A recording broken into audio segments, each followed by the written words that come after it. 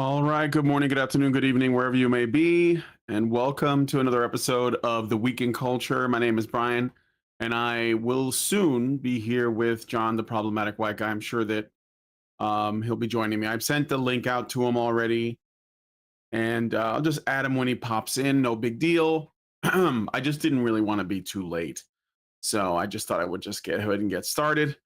Lots to talk about today. So if you guys don't mind, please hit that like button because, we're going to be getting into some heavy topics, some light ones as well. And so, yeah, please, I welcome you all to the stream. Hello, Robert Johnson. Hello, Problematic White Guy. What's up, John? Hello, Norwegian Black Templar.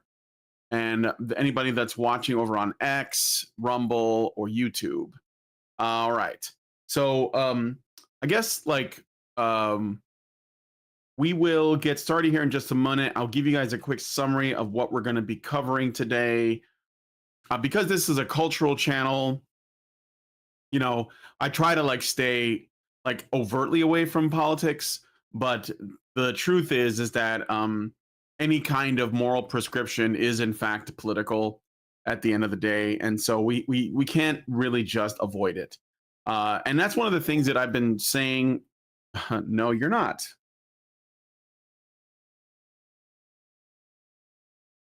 Let me try to send it again. That's weird. John says he's in here, but I don't see him. Why don't I see him? All right. Hold on a second, guys. I don't know why this isn't working. He's trying to get in, but let me see what you guys are saying in the meantime. YouTube is not receiving enough video. Why is that? What's going on there? Buffering. I don't understand. Seems to be running okay on my end. Let's try. I want to refresh this room. I might drop for a second, guys. So, but chill. I'll be right back, okay?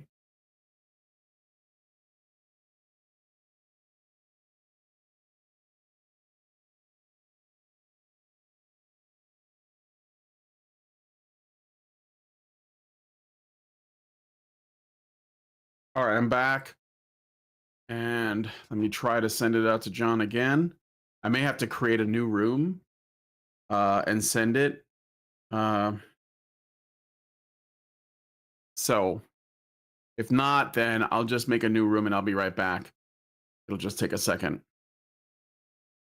But anyway, so what we're going to be talking about is the mask slipping on the demons that basically operate in various parts of our cultural institutions, the places where we get our stories about right and wrong, about heroism, about good and evil. And because demons have been running it, we're getting, a very postmodern subjective view through them. And they hate that that's starting to fall apart, go aside to the wayside, whatever. And so they are fighting back tooth and nail, and they celebrate death. And we're going to be getting into that in just a minute. So here, I'll ask him if it's not working. I'm going to make a new room.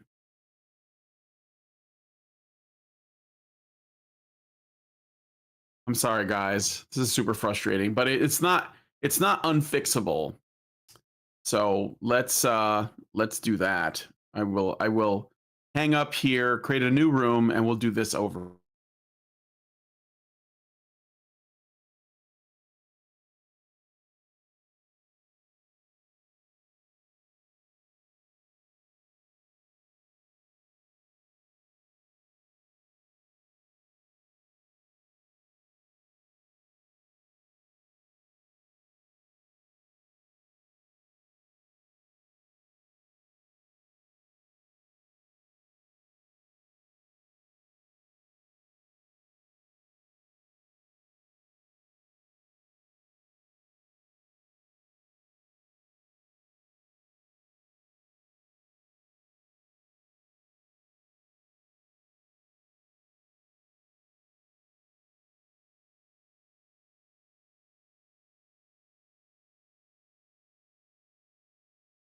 All right, and do where's my source?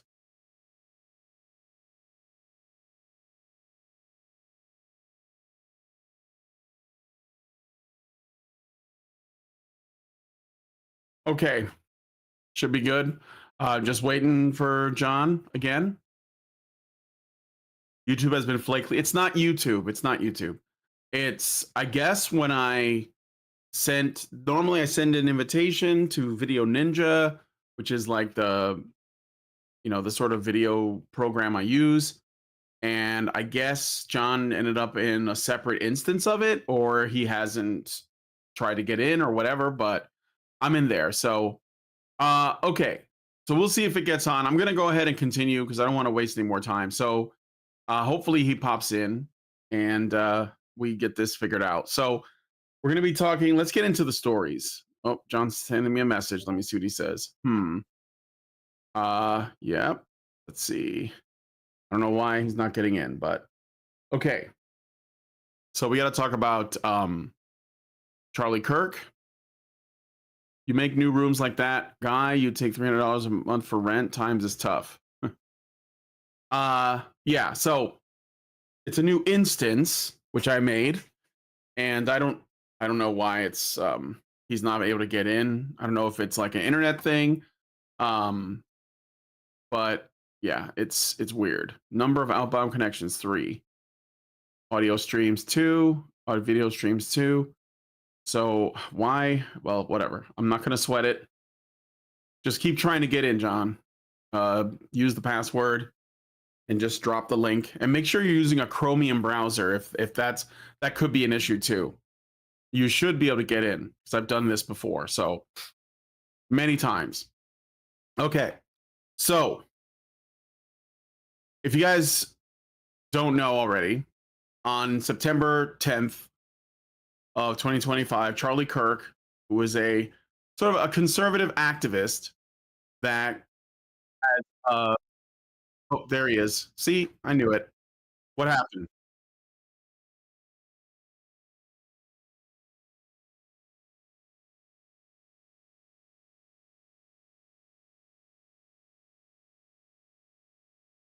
Oh, Really? it's all right. You're here. It's fine. Yeah. So we got you. We got you. Let me just make sure that yeah, your audio is working just fine. Yep. I was just starting the show, so we'll just like just whatever. We're fine. We're good. So I was just introducing the first story, which is the top story, which isn't so much about what happened to Charlie Kirk. I've covered and talked about that at length on the other channel, Badger live streams, although we can talk about that a little bit. But more about like what the reaction has been. Yeah. From the left, basically, and also in particular from the people who supposedly tell us the stories that are essentially what we engage in when we play video games, watch movies, television shows, read books, comics, whatever it is. Yeah. We're basically participating in storytelling, and storytelling is how human beings.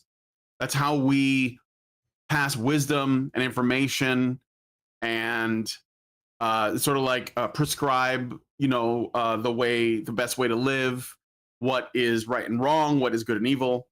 And I think that this reaction to what happened is basically evidence, like, or proof that a lot of the people who supposedly are stewards of our storytelling are actually evil, and they don't care about right and wrong. They only care about power and how they get it.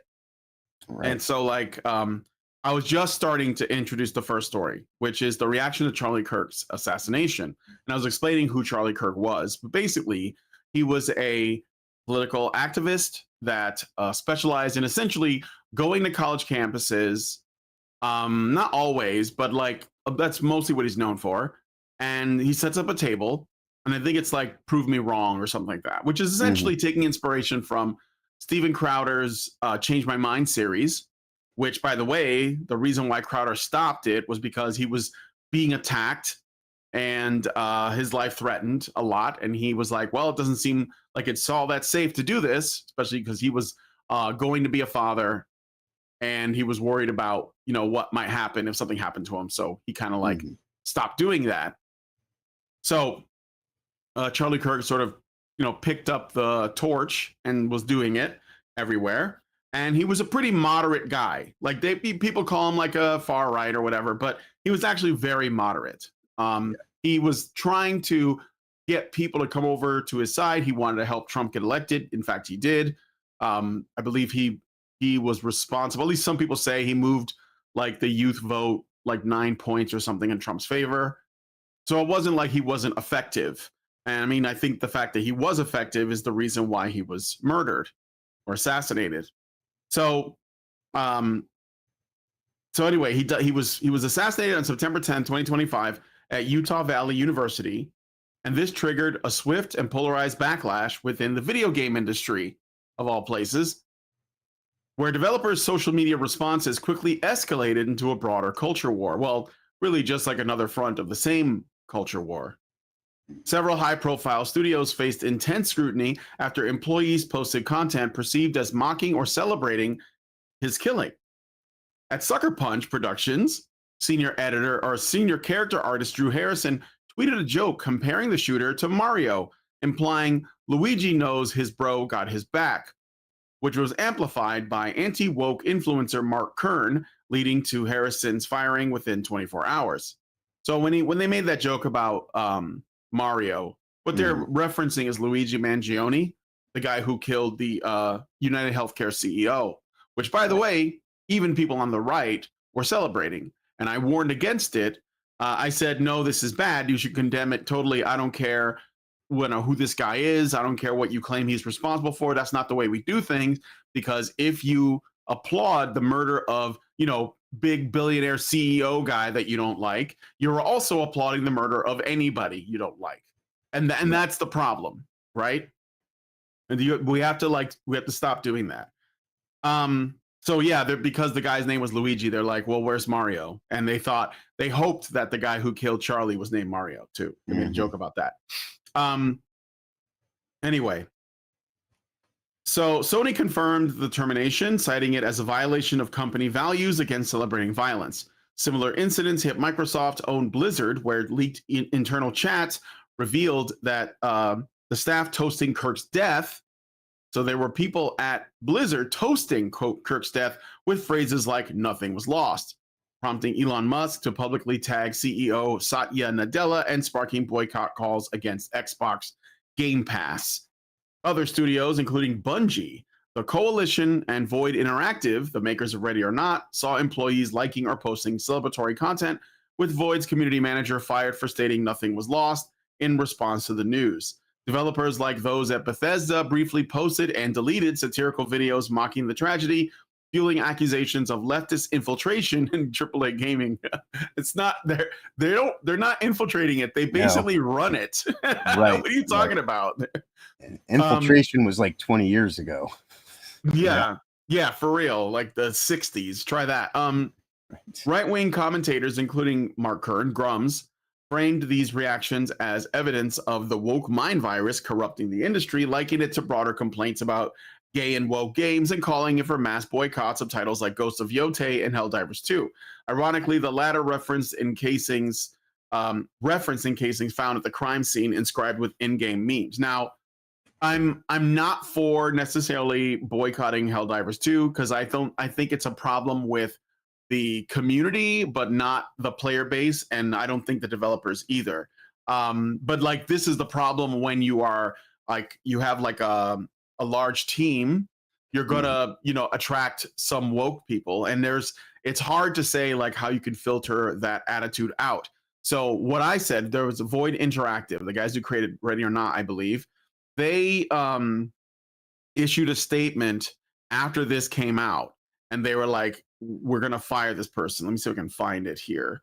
But in the meantime, I don't know, John, if you have any thoughts on either the assassination itself or this kind of like, response in our cultural institutions. Yeah. I think, well, number one, of course, is an obvious tragedy that we've all talked at length at over the course of the last week and a half in various places. But in terms of the kind of fallout that's taking place, I'm very much understanding of holding people to individual account, and I was talking about this earlier in the week about how you know there are certain things that I hold views on that I try to at least kind of understand.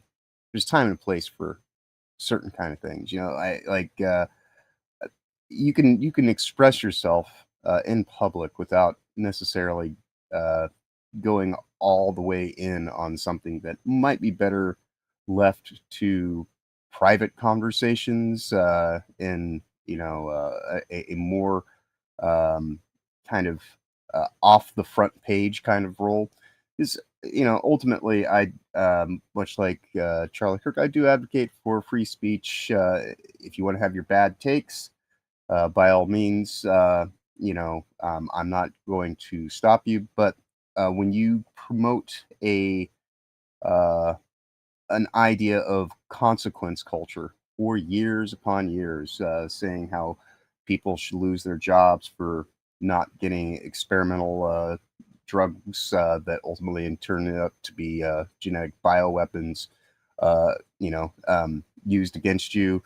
Uh, and there's some degree of kind of you get as good as you give, and I have no problem with people saying I'm not going to support uh, these companies and things like that. Um, and it's just kind of one of those things where I played a lot. I've been playing a lot of Metal Gear Solid Delta in recent weeks. Actually, Yeah. I've got everything completed except for my Foxhound run at this point in time. But the message in that game is ultimately about how or one of the many messages is how weapons are used as deterrents, right? And so that's kind of the situation that all these people are freaking out now about how I'm being censored. I'm this and that. Like this is unfair. And it's like, well, you introduced this level of, I guess, social discourse into the fray, and so don't be surprised when it turns around and bites you in the ass, and kind of undermines your stability. And so I totally get that. Unfortunately, there is a danger in this course of action if it makes everybody into overly sensitive reactionaries, especially when you have Section 230 in is in the process of being reworked right now, all at the behest of making any kind of statements online that might be considered derogatory, defamatory towards the state of Israel, grounds I know. for and so that's kind of the thing that I would hope that people don't lose sight of, is that Absolutely. there are forces at play here that are looking to Yeah. capitalize and Yeah. ultimately undermine all of us in the process. So Yeah, it's a very interesting issue. whenever something like this happens, like some tragic thing like a shooting or whatever, there will always be some people in the elite parts of areas of power that are going to try and use it to pass a law or some legislation that has very little to do with what happened. Right. They're using it as the method by which to push it, and yeah, I agree. We should be discerning and all of that. Um, so yeah, I don't, no complaints there. I will. Okay, so this is the statement. So what this is what I'm saying. Like we should absolutely like condemn the people who celebrate murder and assassination because that's evil Mm. and they're demons for that. But we should also, give props to people who either redeem themselves in some way, apologize, and I mean meaningfully, not like Right. just to There's a a difference between saying non-apology or whatever. I'm sorry and actually being repentant and Yes, yeah, understanding, of like course, being your repentant actions. and Yeah. or saying we're gonna address like what the issues that we've created. And so here we have Void Interactive. I've never played Ready or Not, but if any of you guys are fans of that game or this dev team, they seem to have made a very public statement, and I think this is the way to go. So like, people who work at Arrowhead or Blizzard or Activision or whatever that have celebrated Charlie Kirk, and I guarantee you that there were people in every studio that celebrated Charlie Kirk's assassination. I guarantee it, just because of the size of the studio. It's simply like numbers. Like there's going to be some people that are woke, but what that the issue is not that. The issue is, what does the studio do in response? How do they react? Do they fire them? Do they condemn them? Because firing people for sharing views like that is not cancel culture. I'm not saying that should be, but I think it should be addressed in some way. But this isn't like, you remember that the kid that wore makeup to a football game, and they tried to like ruin his life because it was like Kansas City Chiefs or something, and he had like black paint and red paint because he was like, that was the colors, which people have been doing in football games for decades. Yeah, which people have been doing in football games forever. Like like that was ridiculous, right? And there's countless examples, by the way, of leftists canceling people. So so I and look, I don't think it's hypocritical to essentially like call out evil when you see it. I don't think it's hypocritical. I think that at the end of the day, there is right and wrong, and when people are doing wrong, we should know, but like it has to be based in something, right? So again, I'm not saying that we should call their family and like get their house and send people, dox them or SWAT them. No. I'm saying that because like people who were celebrating his death, they weren't hiding their faces, they weren't hiding their names. They were absolutely confident that everyone was going to agree with them and that it was okay to do this without fear of reprisal at all. Right. And plus, these people don't have principles, but they expect you to have them, which is why they take advantage of you, right? So, like if they're going, it's like, what is it? Saul Alinsky's Rules for Radicals. Hold them to their standards, right? Because like they're not actually, they're going to try and hold you to yours, and that's going to work on you as long as you are under the delusion that their standards are your standards, and they're not. Right. So hold them to their standards. Indeed, because these people are they're full of just kind of self-indulgent pride and empty virtue signaling, and so they will conveniently lean to whatever works in a moment's notice, and that is a very different thing than having principles and values. And so redressing that and kind of actually getting them to understand that it's like, no, this is the thing that you introduced into the situation, and so you should be beholden to the kind of conceit that you have brought to the forefront. And not to say that you can't have those views, and you can't talk about things like that with people that you're in alignment with, but maybe just maybe don't necessarily do that on effectively digital public spaces without expecting some aspect of dare I say consequences, they like to call it.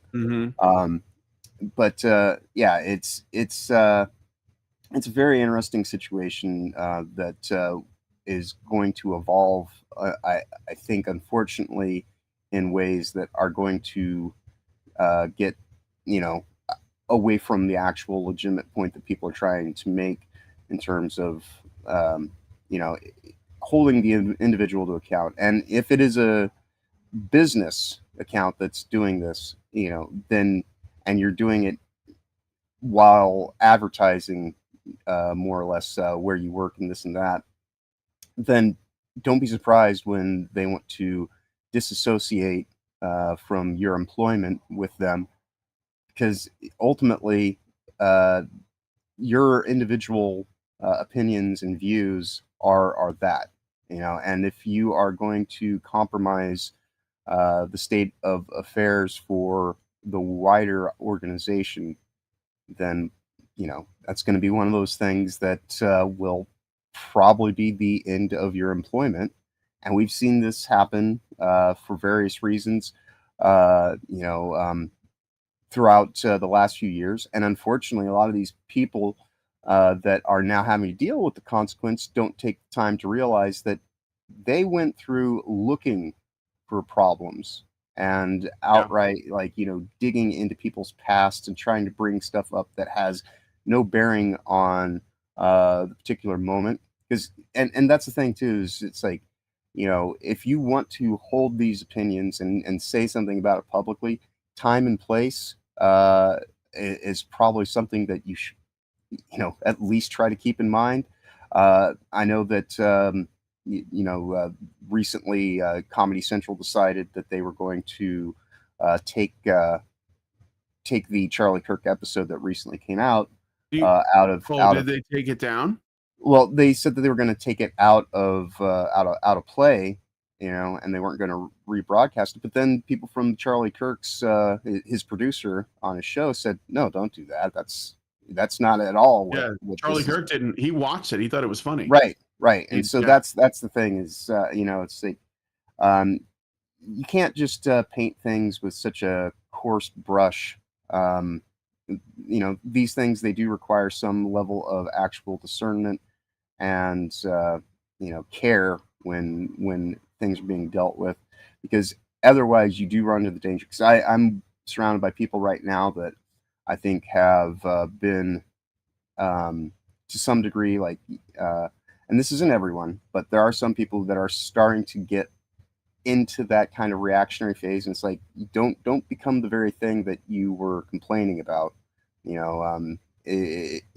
It is important to actually stand by your principles and values and say, hey, if this is your thing and you want people to be held to those standards, then you have to lead by example. And if you're going to sit here and try to tell people that they need to be more tolerant and forgiving and considerate to how their words can hurt, then maybe you might actually want to live up to those standards all the time, rather than just when it's convenient for you to try to use it as a way to undermine your supposed enemies and things like that. And so, yeah, it's a very strange situation watching all this play out, and these companies that are now going to end up getting boycotted and things like that. This has happened for far smaller issues, and people have the right to decide what they will support and what they won't support. yeah. And so it is one of those things where some of the stuff that I've seen is, like, really just kind of like, no, that's what you get. That kind of makes all the sense in the world. But like I say, I am leery about where this leads, especially if people get caught up kind of in that, uh, I don't know, the height of just the uh, instant gratification that it can provide, because that, I think, is kind of more of that leftist hive mind kind of, you're either with us or you're completely shunned and everything like that. So, but if someone loses a job, I mean, I lost my job and I didn't do anything wrong. Like, I Well, yeah, but that's the thing, though. right, You like, if you lose your job or livelihood because of lies told about right, you, this kind right, of like feminine mean girls gossip, right, whisper network. right, That's not the same as like you did it on camera in front of everybody for everybody to right, see with your whole face, with your whole chest, and then the indeed, company was like, yeah, this is probably not good for business, even if their reasoning behind getting rid of you was purely pragmatic. Like they didn't right, have they didn't have a horse in that race or right, whatever, and they were just like, you're just gonna go because you're bad for business. Then I'm okay with that. Like, I right. mean, you're bad Yeah, for and business. yeah, and So that's what I'm saying is, as somebody who has had to deal with stuff that went beyond anything that I had actually done. When I look at these people that are being trying to be as offensive as they can be and mhm. things like that, it's like, well, there have been plenty of people who have had to suffer the consequence of actually standing up for their principles and values. So if you just want to, like, sit here and get high on your own delusion because of your pride and your virtue, you know, it is not our place to sit here and just condone that. because you weren't thinking, and you weren't actually considerate of the long-term implications of your immediate kind of reactionary demands. Yeah. Yeah. So, yeah. So I want to read this Void Interactive Mm-hmm. reply. So I think it's good. And I said I saw it online and I basically retweeted them and I said, I'm going to shout this out. So I am. So to our Ready or Not community, we are aware of comments made by our community manager about a recent tragic event. These statements do not reflect the values or represent our company. We have ended our relationship with this individual and reminded our team of the responsibility we all share when communicating on public platforms. Our focus remains on fostering a respectful and professional community around Ready or Not. Sincerely, Void Interactive. And I'm willing to bet that a lot of the most people they're going to end up firing are probably going to be community managers, because guess what? They're fucking worthless. Right. And they're some of the worst people in the gaming industry, because they basically become Discord mods. That's what their job is ultimately. Like every game has a Discord now, and they have Discord mods, and the Discord mods are absolutely like, fucking, they're the furry troon death squads that you've heard about. So and they had to go. Kotaku reported, and I'm not going to click on them because I'm not giving them a click, but the Sucker Punch co-founder also fired that person, or says, and he said, celebrating or making light of someone's murder is a deal breaker for us. Too bad that's not going to sell copies of Ghosts of Yote, because the actual like actress on there, or whatever, if you want to call it that, who plays the character, says, I'm Antifa, so's my wife. And so we don't support terrorists, because, as you know, Antifa has been declared a terrorist organization now. And I am here for it. Although I will say that Trump has said this before. He said this in, I want to say, 2018, and that he was gonna, he basically considers them a terrorist organization. But unfortunately, at that time when he was president, there was too many swamp creatures in his administration to actually go through with it. But this time, according to what he's saying, and Andy No, who has been covering, he's a journalist, independent journalist, has been covering Antifa for a long time. He says that there are ways for them to go after Antifa, and it's basically through their wallets. So this is very promising. So I'm sorry, what's her name? Erica Ishii? You might be cooked. Find that other chick that works at Naughty Dog. Maybe you guys can do like a, lesbian video game that nobody will buy. Indeed. So yeah, Ghost of Yote is basically, it's dead before it even launched. I think it's out now, right? Isn't it? In about a week. I just got an email from the other day. Comes out in another week. Days, so yeah, I think it'll be within the next week or so. Yeah. And let's see, I got some related news, so we're gonna get into that in just a second. But before we do, I do want to say that as a result of this, and I gotta say, I love gamers for this. They've created a new page in Steam. It's a Steam group. What do they call these? Groups or curator list or something? I think so. Yeah. Yeah, curator list called Charlie Tweets Detected, which basically lists all the games where people have tweeted about Charlie Kirk, and given the context of each one, if they work for a company, right? And again, I think this is worth mentioning. Okay. Remember that Charlie Kirk was really moderate.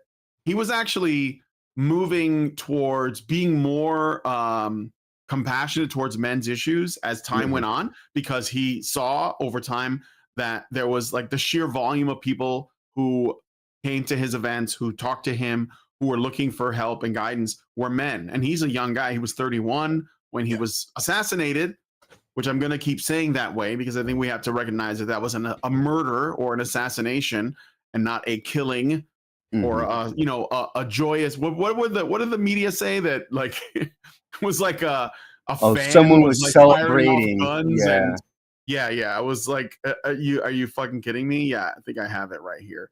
The murderer was a supporter celebrating with a gunshot. Then the murderer was MAGA because his parents are. Then the murderer's texts with his trans lover were very touching. Right. Okay. Thanks, guys. But anyway, so yeah, so we got like BBC Firebreak. Is that no FBC Firebreak? Which apparently, yeah, not recommended. And then they tell you right here, community manager on Blue Sky dismissed a call to not threaten violence, ghoulish behavior.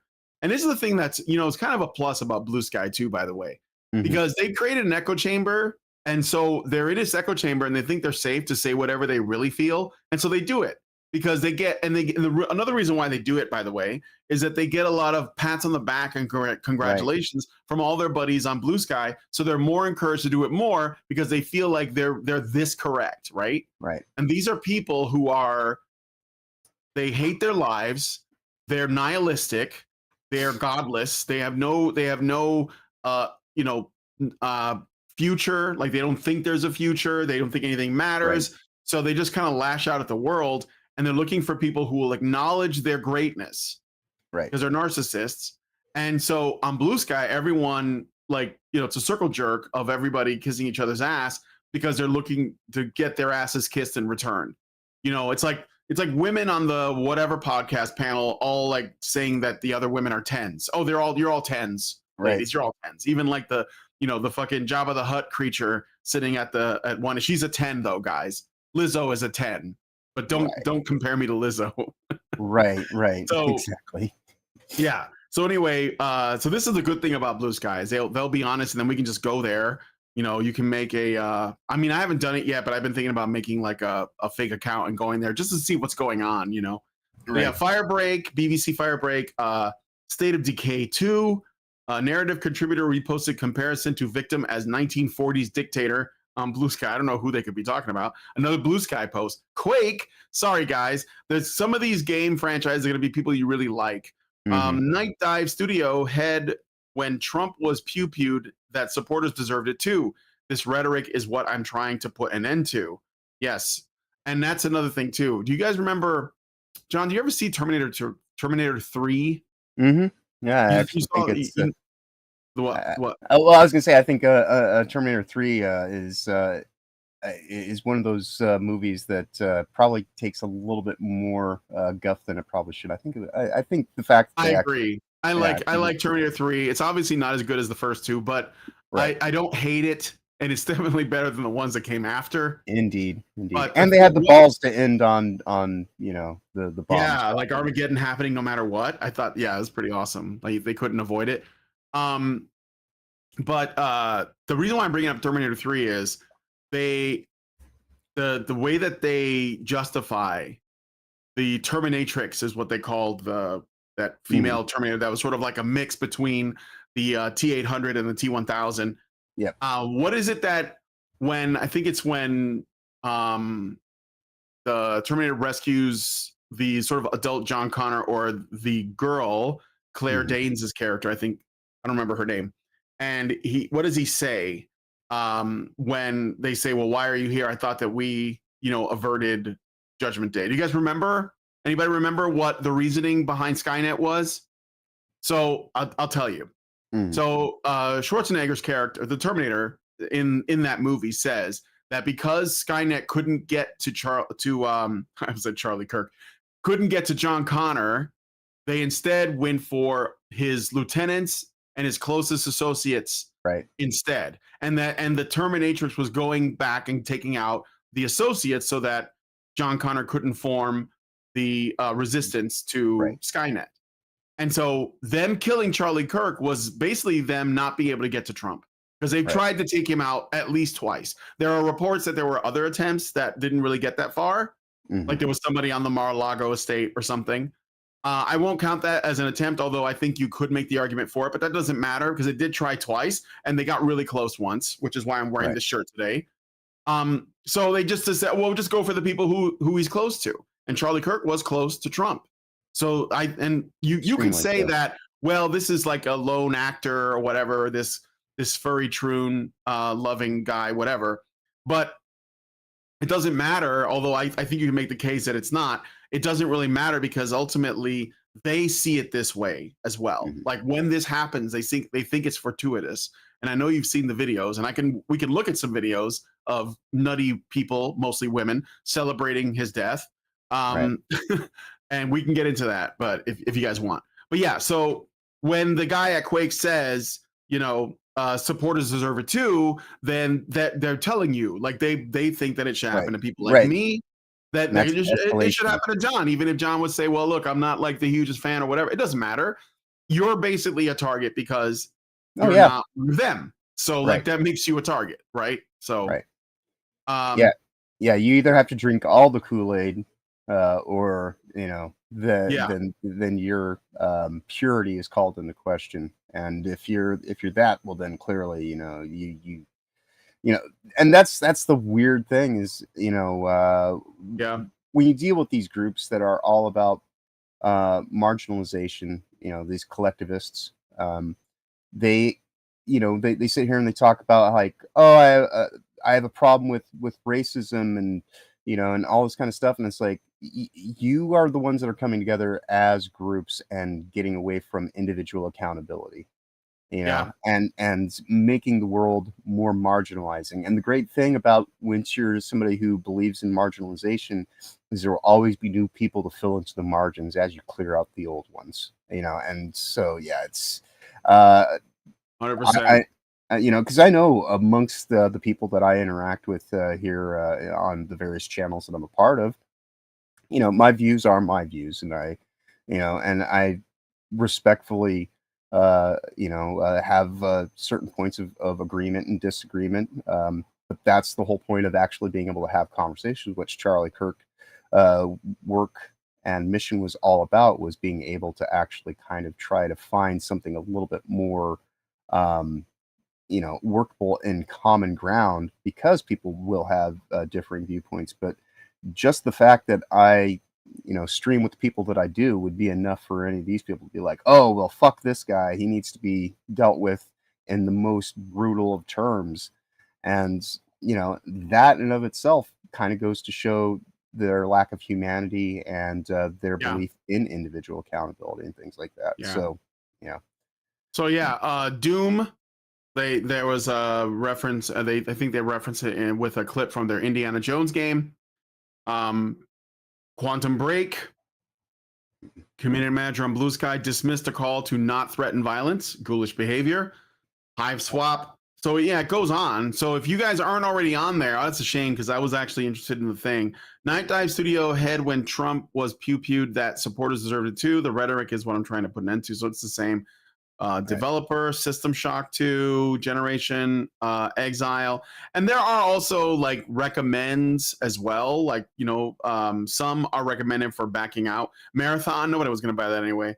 Yeah. Yeah, so, and it goes on, right? And you can, so if you're interested and you have like a Steam account, whatever, check out the Charlie Tweets Detected page Mhm.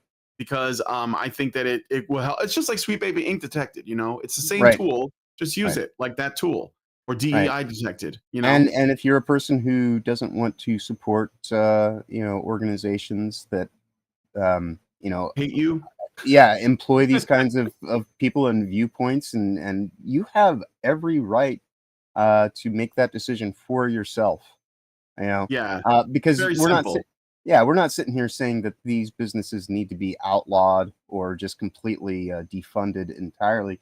That is going to always be, at the end of the day, the individual purchaser's decision on what they do and don't support. But if there are tools out there that can help you do a little bit more research into whether it's worth your time and effort to support Mhm. those entities, there is nothing at all in any way, shape, or form wrong with that. You know, and if these companies are having a problem with that, well, then you probably need to actually lead by example and prevent this kind of fuckery from taking place in the first, to begin with. And that would be the whole thing about holding your people in certain positions accountable if they're going to go and do something grotesque and abhorrent and completely, utterly ghoulish, Yeah, and try to, act as though that they speak for the entirety of your company and your development and all this kind of stuff, because you really don't need that heat if it's not necessary. Why give them an extended platform? You know? yeah. So let us know what you guys think. There's more that's connected to this. Let me read some of your super chats. Mm-hmm. A lot of the stories I'm looking at today are sort of related to the assassination of Charlie Kirk and like what that has exposed. Yeah, it certainly But has had a spider web effect in that yes. regard. So Zeranx gave us $2. Thank you, Zeranx, and says if you this is on Rumble, so it's a Rumble rant. And he says, if you consider the so-called free speech Berkeley riots of the 1960s, you have to understand that the woke mind virus is just the current title for an ideology much older than people think. Yes, I'm glad you mentioned that because I wanted to show something. So some people are sort of like under the illusion that this is a recent phenomenon and that Right. it, like this whole like killing and assassinating your political opponents thing. And it may seem like heightened, but this was, first of all, it had been going on for even in recent history. There was, I can't remember, is it the Rhino, I think, was a guy who killed or he killed a member of Patriot Prayer who was just a Trump supporter that was in Seattle. And this was during the Black Lives Matter slash Antifa slash Summer of Love. And like, we all knew about it, but the media didn't report it, didn't talk about it really. And I'm sure that if they had to, they would have said it was a right winger that did it or something. Right. So like, and of course we have the attempts on Trump's life. We have a guy who went and shot up like a baseball game with a bunch of, Republican like politicians present and tried to kill them. We have, I think that this counts, the what was it, the Nevada shooting that the guy went to like the concert, the country concert, the country western show, and shot it up. And I think there were like a bunch of deaths there. And yeah, like this kind of stuff been going on, calls for violence, etc.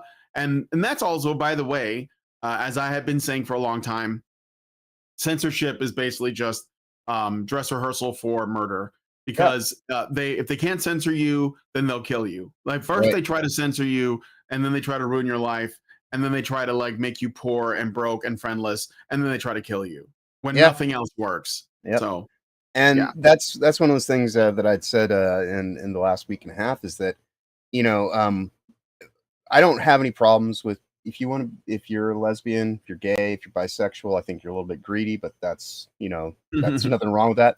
But the TQ plus community at large, if they actually wanted to be taken more seriously, they should have been the first people to come out and speak against the actions of this individual, rather than trying to deflect and say, "Oh well, I grew up in a Mormon household, this and that," and all these kind of things to try to like disconnect themselves from it.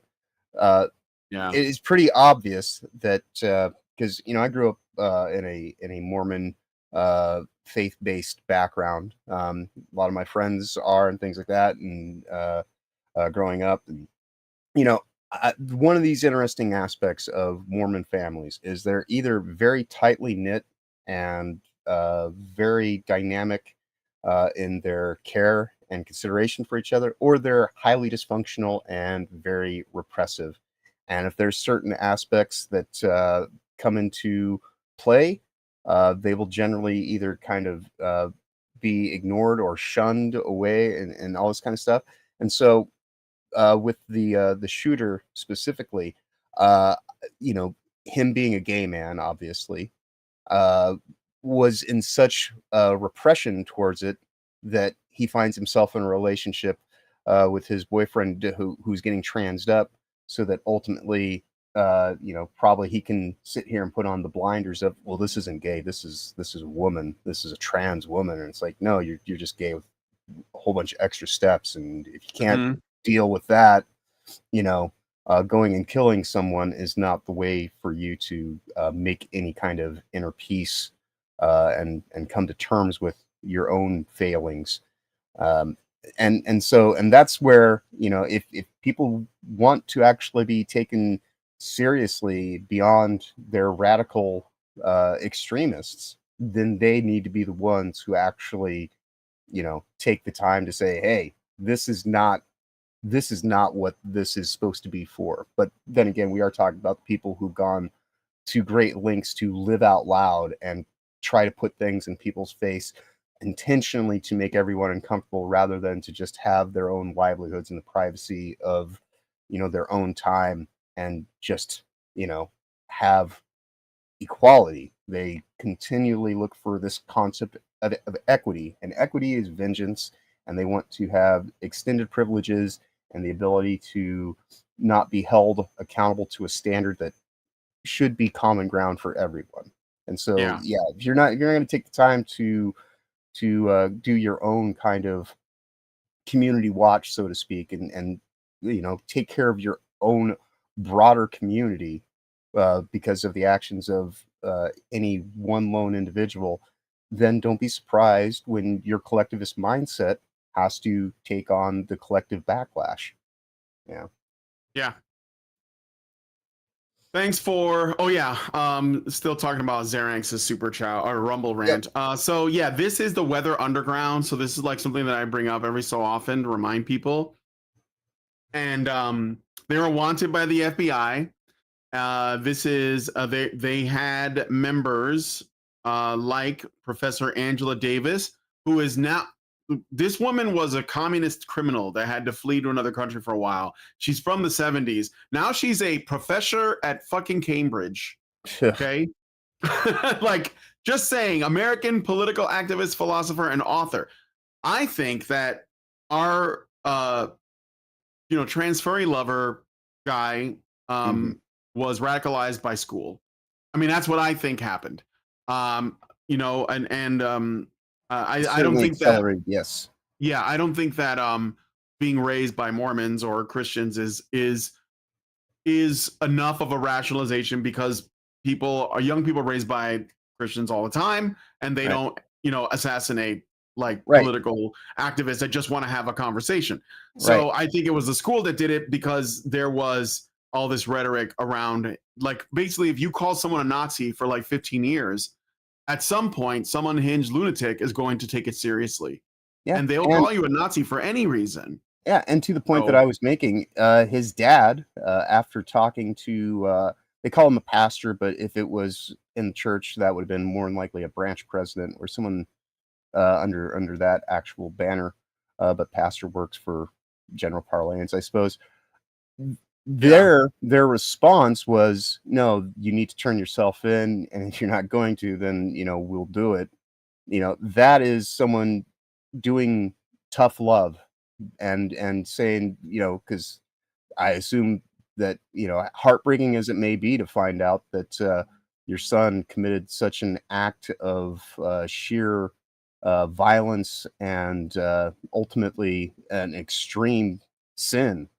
Uh, you hmm, know, the only way that they're ever going to get right is to, number one, admit to what the issue is and seek forgiveness. And that's why the dad being put in a tough spot to actually have the courage of his, principles and values to actually hold his son to account and, say, you have to have the convictions of your actions and stand for that. That, that's commendable.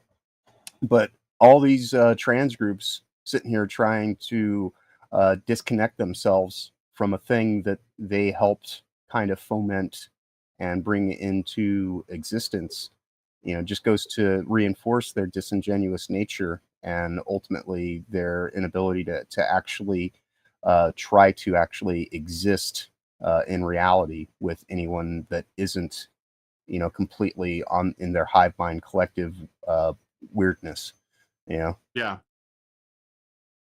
So the Weather Underground, so you guys know, was originally known as the Weathermen, but I guess that was too patriarchal, so they changed it. It was a Right. lot. It's run by feminists, though. So was a radical left-wing militant feminist organization active in the United States during the late 1960s and 70s, emerging from the Students for a Democratic Society. By the way, if anybody puts like "we're all about democracy" in their name, you should be very wary of that. That's super like telling. The big red Mhm. flag. The group formed in 1969 with the aim of overthrowing the U.S. imperialism and capitalism through violent revolution. So, like, does any of this sound familiar? It's almost like this isn't new. This has been Right. going on for a long time. Inspired by Marxist-Leninist ideology and the civil rights movement, they opposed the Vietnam War and systemic racism, believing that peaceful protests were insufficient. By the way, only leftists opposed the Vietnam War because it was a war against leftism. That's Right. why they didn't like it. It has nothing to do with whatever was going on there or like American imperialism or anything like that. They are okay with wars that are not against like what they perceive to be the left. Okay. Right. Um. Anyway, key figures like Bill Ayers, Bernadine Dorn, and Mark Rudd led the group, which took its name from a Bob Dylan lyric, "You don't need a weatherman to know which way the wind blows." The Weather Underground conducted a series of bombings targeting government buildings, banks, and symbols of corporate power, including the US Capitol in 1971 and the Pentagon in 1972. So, yeah, they attacked the Capitol way before January 6th, 1970s, okay? Aiming to bring the war home while avoiding civilian casualties. Their actions, however, were controversial even among the left, alienating many former allies due to their embrace of violence and clandestine operations. From what I understand, though, leftists don't like other leftists when those other leftists expose them, not necessarily on principle or for moral reasons. For example, Cenk Uygur of the Young Turks was losing his mind when he found out that Charlie Kirk died and said this is not the way, not because he's against political assassinations, but he's against them if they make him look bad, which is like, I think ultimately what they care about. It's all about like, hey, this isn't, this is an inefficient way of doing things. This is going to make us look bad. We're going to lose progress. Progressives are more concerned with progress than anything else, right? That's what they call it. It's progressing towards the end of history, By the mid-1970s, the Weather Underground began to fracture under FBI pressure, notably through the COINTELPRO program, which disrupted and infiltrated radical groups. Many members went underground, living as fugitives, while others surrendered or were arrested. The group's influence waned by the late 1970s, with most activities ceasing after the 1980 Brinks robbery conducted by allied groups like the Black Liberation Army, which resulted in deaths and further discredited their cause. While some, like Ayers, later reintegrated into society, Ayers became an education professor, like most of them did. The Weather Underground remains a polarizing symbol of radical activism. And so, yeah, not a new thing, been going on for a while. And I want to show you guys something else, a clip that I found of this guy talking about them. Let me see if I have it. This is on my page, which is pretty lit, and I think you guys should follow me on X. This is this is an old clip of a guy talking about the Weather Underground. So check this out. I remember going to the last above ground weather, it was the Weatherman or the Weather Underground, the last above ground convention. And sitting in a room, and the question that was debated was it or was it not the duty of every good revolutionary to kill all newborn white babies? And at that point, it seemed like a relevant framing of an issue. The logic being, hey, look, through no fault of their own, these white kids are going to grow up to be part of an oppressive racial establishment internationally. And so really, your duty is to kill newborn white babies. And I remember one guy kind of tentatively and apologetically suggesting that seemed like it may be contradictory to the larger humanitarian aims of the movement and being kind of booed down. Yeah. Still happens, by the way. That still happens. Yeah. So this radicalized, and look, that sounds insane, what he's suggesting, that they were suggesting. But look around us. Like, that's not insane at all. Right. What is abortion, for example? Like, I mean, it's, So, okay. I got another a rumble rant from Xeranx. He says, I've been saying for a while that Yuri Bezmenov's 1984 interview on demoralization was the best example of better late than never. Yes. And I think that it's very important that we not be demoralized, because that is it's like the goal before the final goal. Like, obviously they don't know what they want at the end. They believe in tearing everything down because something new will come out of the ashes, like the phoenix. But demoralizing is part of that process, and then normalizing that demoralization. And we're like on the brink of that right now. And one of the ways they demoralize you is through our culture, because that's where we get, like I said at the top of the show when I was working out the technical issues, that's where we get our moral frameworks from. It's where we get our wisdom from. I mean, it's like and we get educated too about things, and they know that. So we should respond accordingly. Thank you for the Rumble rants. All right, I got a super chat from Master Goa. Thank you. And he says, lefties were happy to sue Alex Jones over what he said about a shooting, but now they cry over Jimmy Kimmel being fired for his shooting commentary. I'm glad that you mentioned Jimmy Kimmel, because that was one of my stories. So, so like Jimmy Kimmel, I think this is so funny too. Okay, so we're going to cover this really quick. On September 17th, ABC, which by the way is owned by Disney, announced it was pulling Jimmy Kimmel Live off the air indefinitely following host Jimmy Kimmel's controversial monologue on September 15th, where he suggested the assassin of conservative activist Charlie Kirk was motivated by Kirk's anti-LGBTQ plus rhetoric and implied ties to the MAGA movement. So basically, he said it was one of his own guys that killed him. Right. Okay. The decision came hours after FCC Chairman Brendan Carr, which is a Trump appointee, threatened regulatory action against ABC affiliates for airing these comments, citing potential license violations. Also, it's slanderous, like you're lying. So like that's the reason why. Well, I don't think that's the reason he was fired, but that was the argument that Brendan Carr was making. But I think he got fired for different reasons. I'll get into that in a second. And I don't think he was fired, by the way. He's suspended as far as we know. So the show might come back next week for all we know. Right. Next Star Media Group, major. What was that? I say they're waiting for the heat to die down, as it were. Yeah, they'll probably bring him back out when the heat dies down, whenever they think that is. But Next Star Media Group, a major ABC affiliate owner, immediately preempted the show, stating it was not in the public interest, exacerbating distribution issues and slashing potential ad revenue. The move sparked widespread backlash, with Democrats like Barack Obama, Gavin Newsom, and J.B. Pritzker, that guy's a scumbag, by the way, decrying it as government-orchestrated censorship, not true, and a threat to free speech, also not true, while protests erupted outside Disney HQ and calls for Disney Plus boycotts surged. And I just want to say, did you guys know that, do you know who came forward and said that we should boycott Disney Plus? It's hilarious to me. I'm going to show you in a second here. Let me find the thing here. Okay. It was Tatiana Maslany, who played She-Hulk in the very popular Disney Plus show, She-Hulk.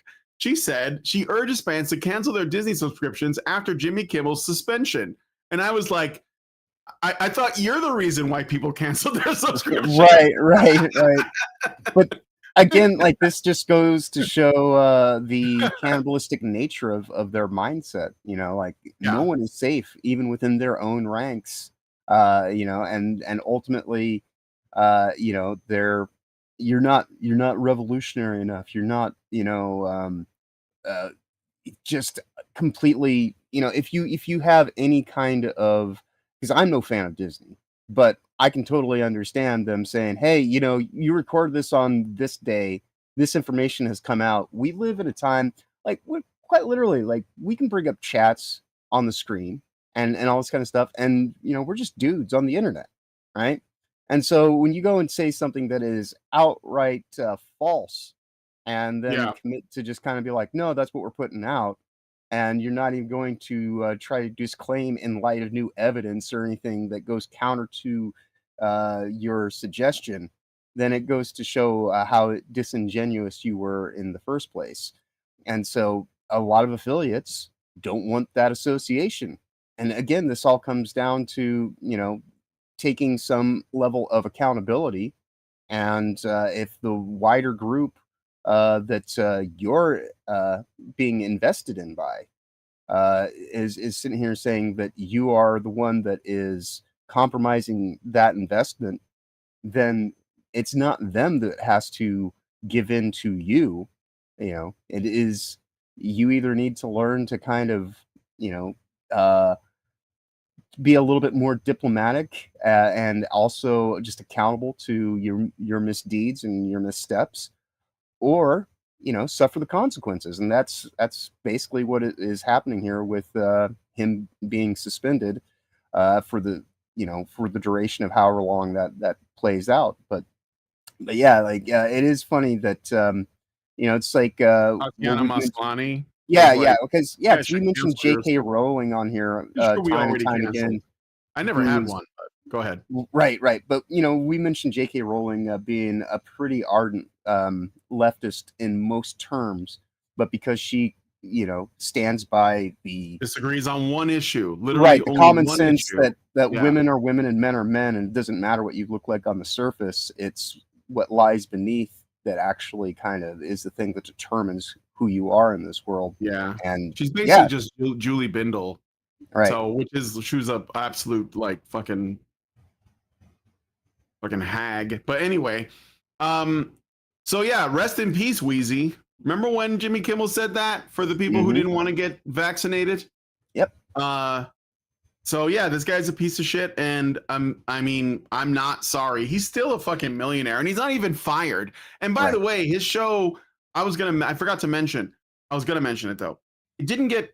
He's not getting suspended because he said something mean that Disney doesn't like, because they have principles and care about that. Right. He didn't get suspended because my government cracked down and said you better do this or we're gonna line you guys up and shoot you. Nothing like that. He got suspended because his show was failing.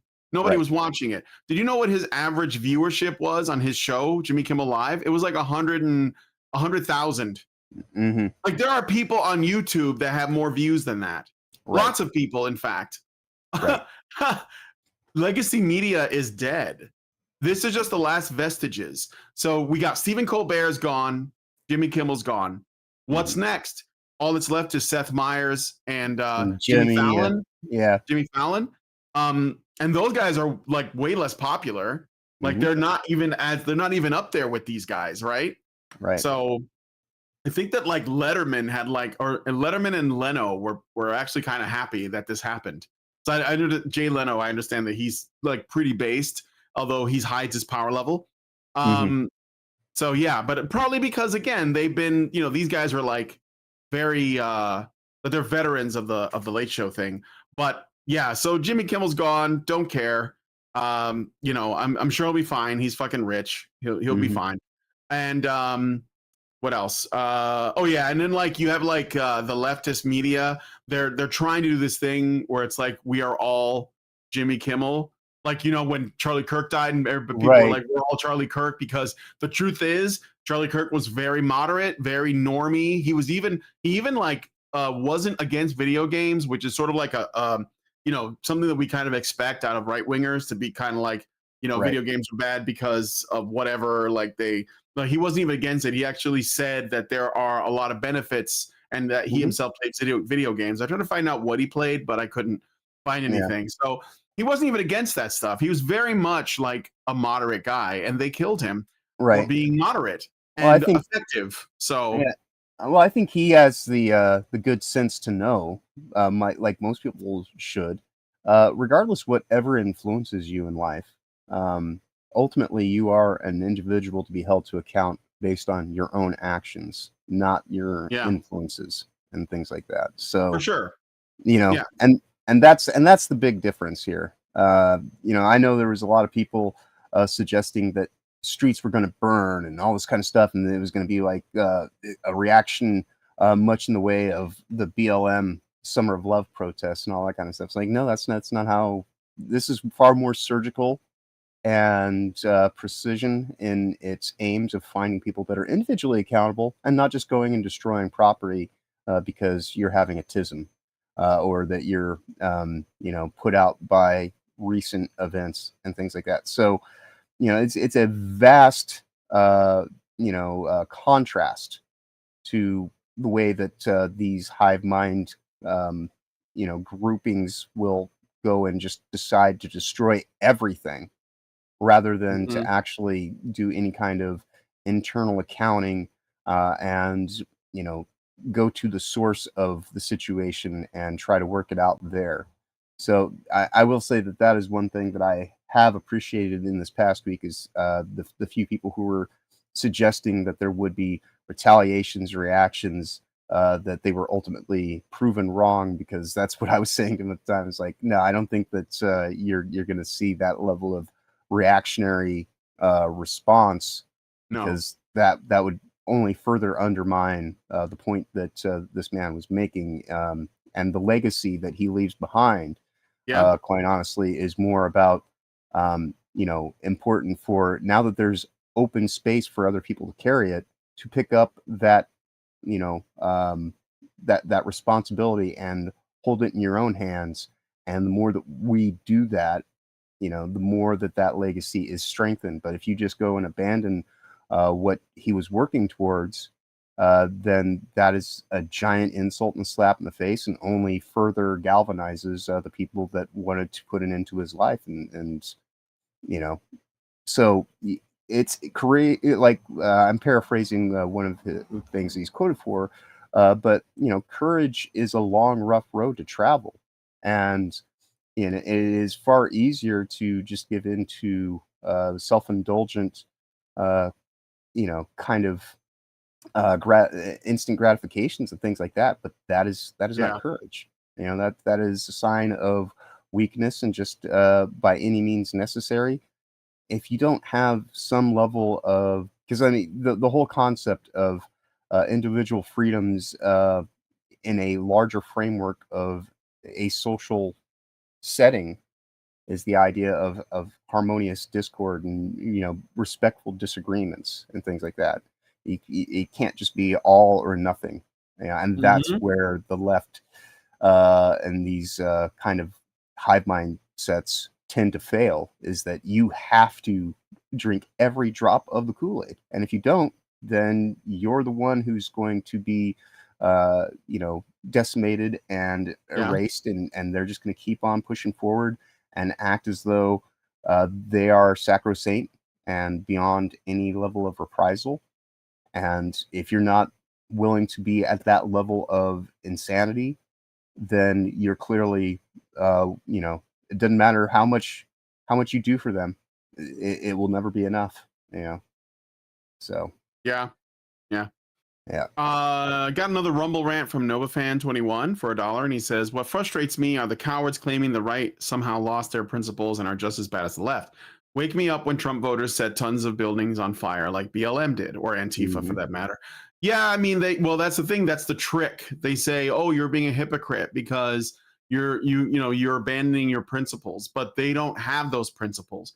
And Zeranx said something earlier that I think I was going to say something like this because I've heard this before, but I'm glad that he said it. He said, "When I am weaker than you, I ask you for my freedom because that is according to your principles. When I am stronger than you, I take away your freedom because that is according to my principles." Right. And that's what they do, and they've done it, and we should not extend that grace to them because they wouldn't do it for us.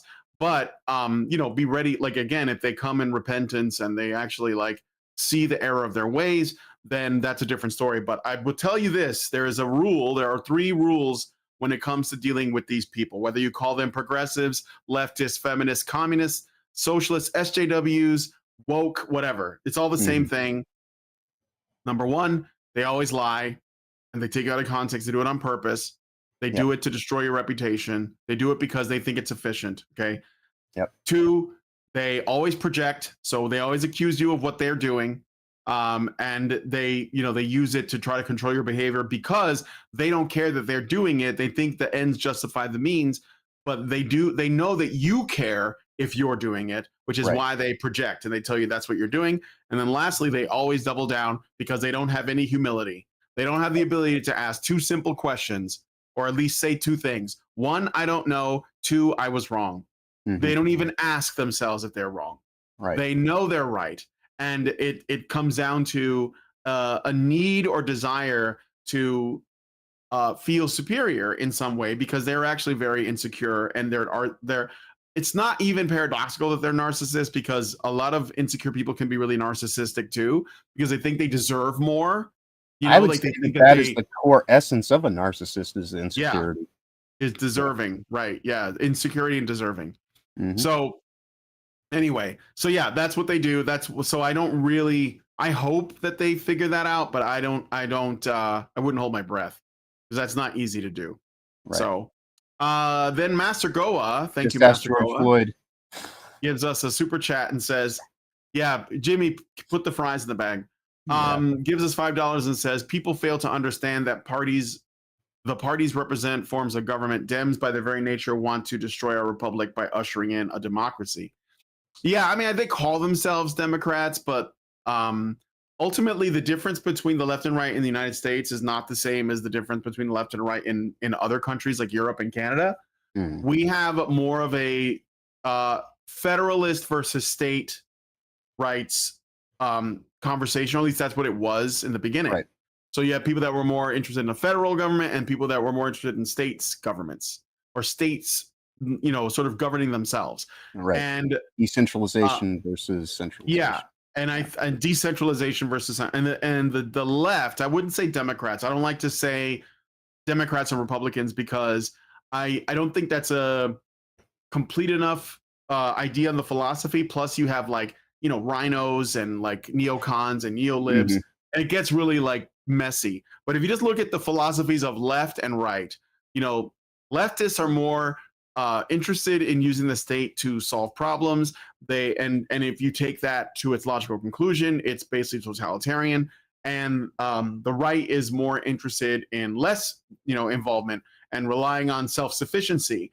And that leads to anarchy. So, I think that both of those extremes are unmanageable.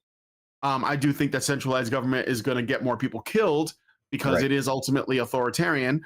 But I don't think that like there are, I know libertarians and ANCAPs that, in principle, I have compassion or I have sympathy for those ideas. But I know because realistically, it just isn't. We just can't live like that because too many people are too many people would not behave in a society that doesn't have something that prevents them from acting up, Right. So we can't do it. Like we need things like cops and whatnot.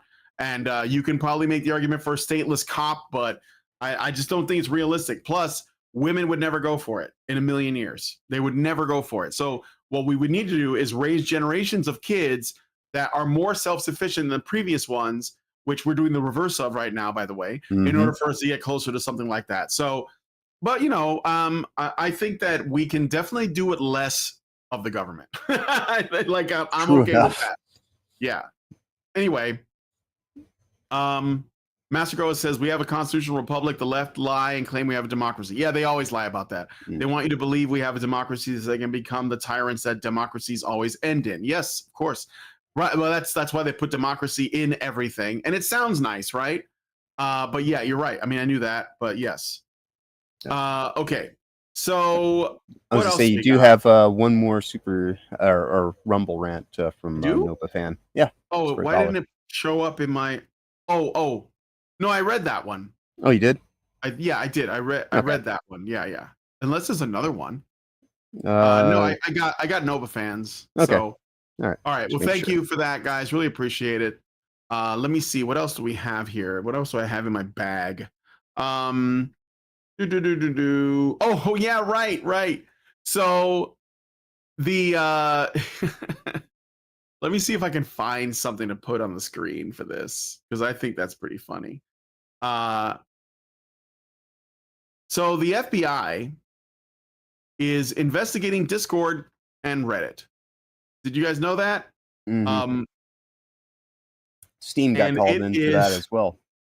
What? Steam is getting called in for that. Steam too. Yes. Yeah. I mean it's funny to me.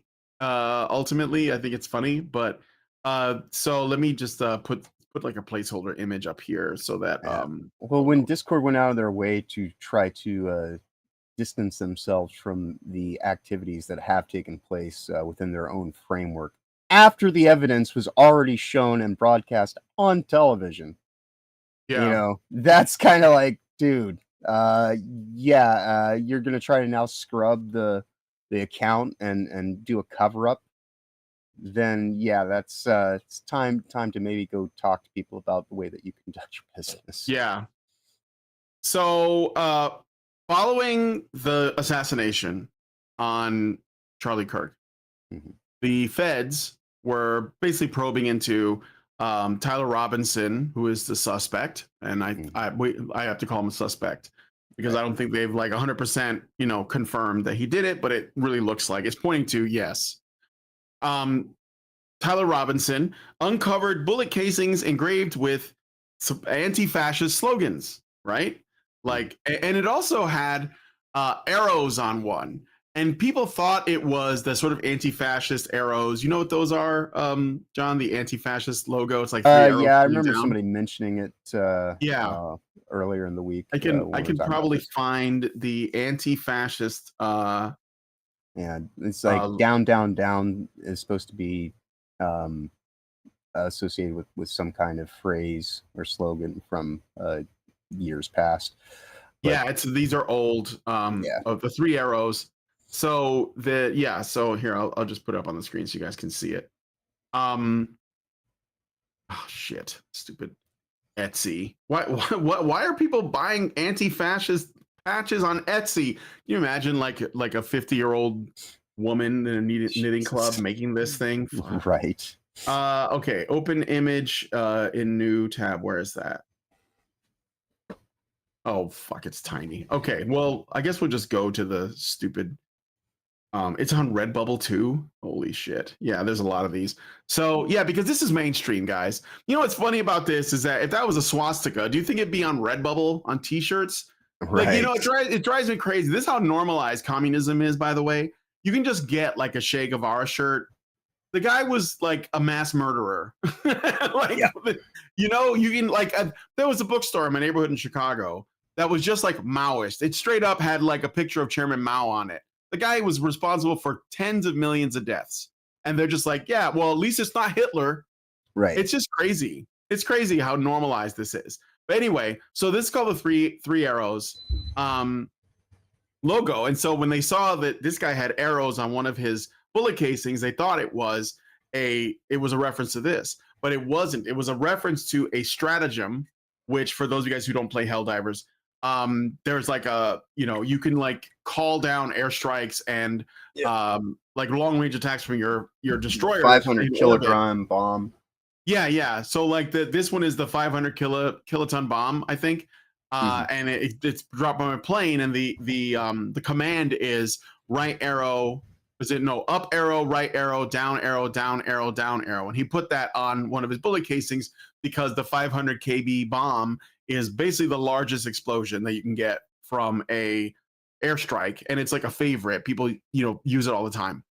And so they thought that that's what it was. They thought it was anti-fascist, but they like learned later that it wasn't. I thought that was kind of funny, but because they're kind of like they don't know what Helldivers is, right? So anyway, turned out that it was a reference to Helldivers 2. One unfired casing bore the phrase "Hey fascist, catch!" Up, down, or up, right, down, down, down. So it actually said "Hey fascist, catch!" and it's like the bomb, right?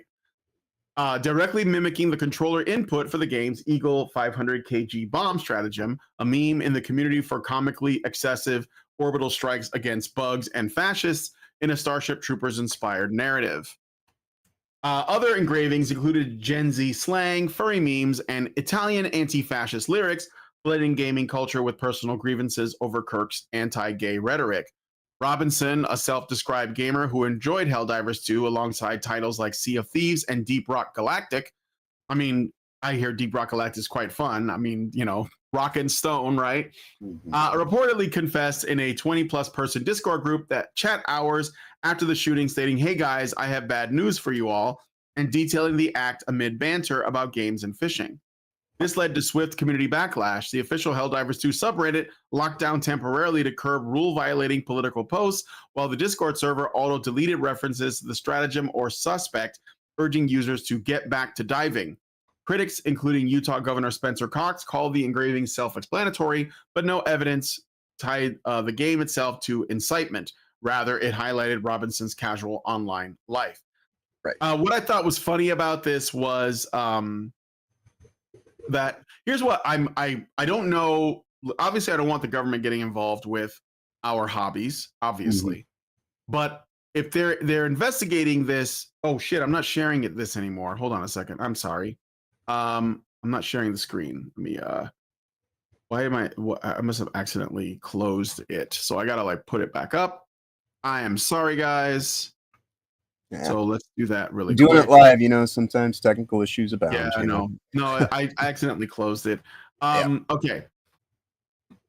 So, but anyway, I'm not a fan of that. But that being said, because they're going to do it anyway. But what I'm hoping for is that what Discord and these other sort of community groups will basically police their community managers better, so that we don't have these issues. Because the problem with Helldivers 2 is not the community of gamers. No. It's not the developers. It's the community managers. And when Helldivers 2, when other games probably have the same problem, I wouldn't be surprised. But I'm using Helldivers 2 because it's what I know. Yep. When this game first launched, back in like whenever, and you had like that peak gaming thing, there were issues with the community manager that was like, I think they were trying to claim that, this whole media literacy thing, like you don't get that this is actually supposed to be, like satire that's making fun of fascists or whatever, because apparently Super Earth is fascist and the bugs are actually the good guys. Yeah. They were annoyed. It's kind of like the Starship Trooper effect of like, oh well, this was supposed to be, and it's like, well, you didn't really you may have set out to do this thing, but you went about it in the most ineffective method to do that, because ultimately Starship Troopers is a great movie, and and a lot of people, when they sit here and they're like, oh well, that movie's supposed to be about fascist culture, it's like, no, they do distinguish the difference between a citizen and a civilian, but you still have to sign up to be a part of the military in that whole thing. It's not conscription or anything that just goes and makes this hard line. So it actually, in many ways, kind of amplifies the principles and values of having the courage to stand up for your fellow man and going and putting yourself in front of the bullet, so to speak, in a dangerous situation, so that other people can go about living their lives without such threats being commonplace. And I would say the same thing. Like, if that was their intention with Helldivers, as these community managers were suggesting, that's not really what you get from it. In terms of what it's actually about. Like, and even if Super Earth is some kind of thing where it's like it just an endless spawning of new recruits and all this kind of stuff, it's more about the dynamics that you end up having with the people that you're playing with, and and also being a work of fiction. You can sit there and say, well, do you want to investigate this kind of ideology and whatnot a little bit more in your own private time? Sure, fine, whatever. I guess that's up for debate.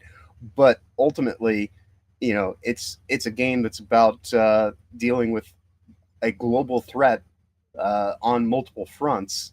And so, at that point in time, to sit here and try to say, oh well, it's you're playing the bad guys, and it's like, I think it's pretty clear that that those planets that the bots and the bugs and the illuminants and all this kind of stuff, they seem to be pretty gung-ho in their efforts for destruction. Yeah, and it's clearly inspired by Warhammer 40,000. Like, there are no clear good guys, but there has to be a faction that is the most relatable, which is why people relate to the Imperium in Warhammer, and the Helldivers Super Earth in Helldivers 2, because they're at least humans, right? So, but yeah, I mean, I think that they're just being contrarian. Well, here's the thing. There was a study done. I don't have it in front of me because I didn't plan on bringing it up as like a topic, but there were studies done on sort of like the way the left and the right differ on, and let me rephrase it. The way the left and the non-left, so the other people, everybody else, relate to how they sort of like view the familiar versus the foreign. And the non-left generally prefer the familiar, like their own people who speak their language, people who look like them, people who are related to them, right? Like they tend to prefer, and that's not bad. That's normal.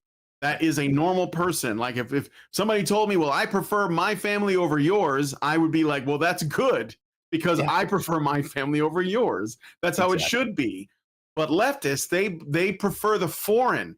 They think that anything that is the further away from them it is, the more they say, anyways, that they prefer it.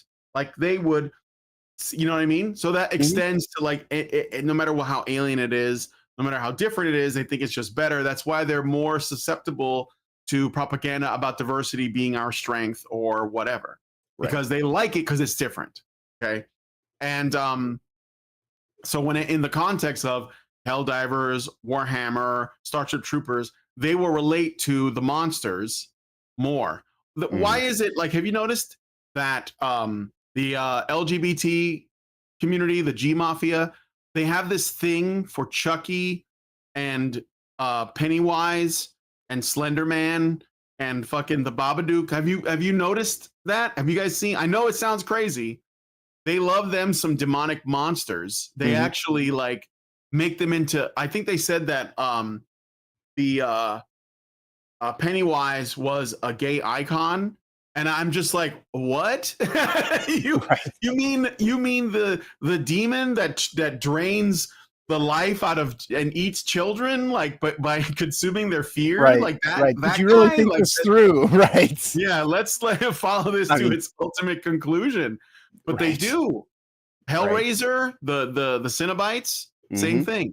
And I mean, you know, I'm not saying that all gays are like leftists, but I think the leftist G Mafia is leftist, and they have a tendency to do that. Like it's just it's weird, but it is what it is. So anyway, so I am just saying that it would be interesting if this ended up be like having like a chilling effect that made it to where the communities that these developers and publishers are responsible for responded by essentially policing, you know, their community managers better, because community managers are basically the HR departments of gaming websites like Discords and forums or wherever it is they congregate on an Steam. informal, casual level. Yes, very much. Yeah, so. they're basically HR people, and because HR people are just as bad. Like they're basically the same. They cut from the same cloth, right? So, yeah, I think that it. You know, again, it's a little bit worrying that the government's getting involved, but I hope that they, you know, are very precise and just go for like what they should, and maybe they will uncover some things. And besides that, there have been streamers that have gotten into trouble for their comments on Charlie Kirk, right? We have Hassan, who is being investigated for Hassan Piker machines, who are being investigated for comments he made about the assassination. And he is one of these people that was like, we are all Jimmy Kimmel, you know, free speech is under threat, etc. Destiny, I don't know. I guess he got suspended from YouTube. He claims that he was banned because of this, but his ban was actually pretty old and went back to 2022. So he's just using it to play the victim right now. Yeah, when he was seated on the panel right next to Anna Kasparian, and even she was at the point where it's like, oh yeah, she was Morgan, she was utterly just repulsed by his conduct. Well, he's repulsive.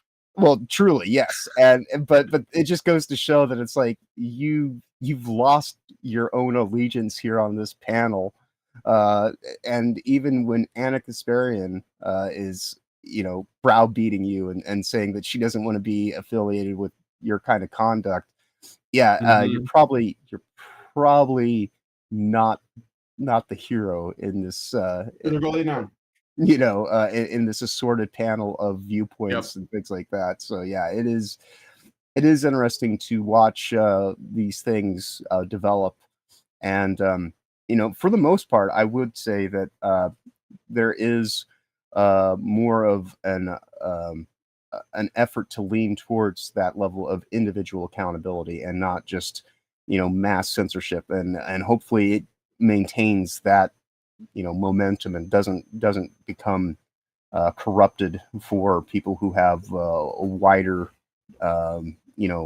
aim to kind of silence any dissent or anything like that.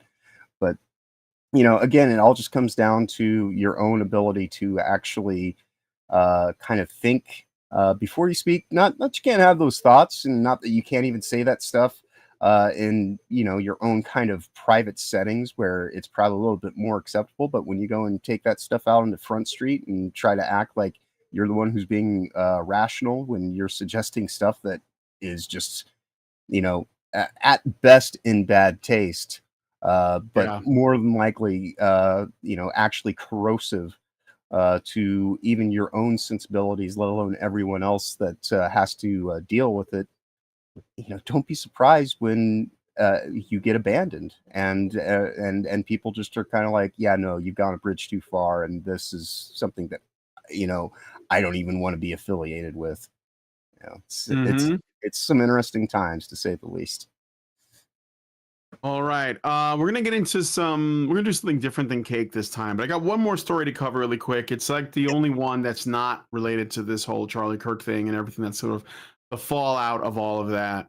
But I do think it matters because it sets a potentially a really dangerous precedent for games. And it's like the least likely suspect, but here we are, right? Current year. So Nintendo is okay. You guys know this. Nintendo's trying to patent something. In September 2025, Nintendo and the Pokemon Company were granted U.S. patent number 12,403,397, which covers a character summoning and battling mechanic. This was done amid their ongoing patent infringement lawsuit against Pocket Pair, the developer of the game Palworld. While reports initially stated the patent as covering all forms of summoning, it describes a very specific and complex combination of mechanics similar to auto battling in Pokemon Scarlet and Violet. Patent outlines a system where a player can control a main character and summon a sub-character like a Pokemon. The gameplay's outcome depends on the location where the sub-character is summoned. So they're trying to patent summoning monsters because of the Palworld business. And it's a bit it's a bit concerning. So let's see what do we got here. Okay, so it seems like the wording is more specific than not. All right. But that doesn't mean that there won't be issues with this, because now Nintendo can engage in lawfare if they think that it's a little too similar.